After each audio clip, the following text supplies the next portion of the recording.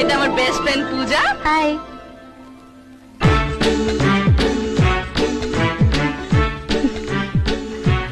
কি হচ্ছে কি?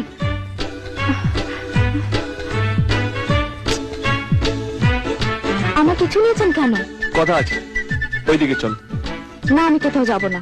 তোমার ভালোর জন্যই বলছি। দরকার নেই, লোকে দেখলে কি বলবে?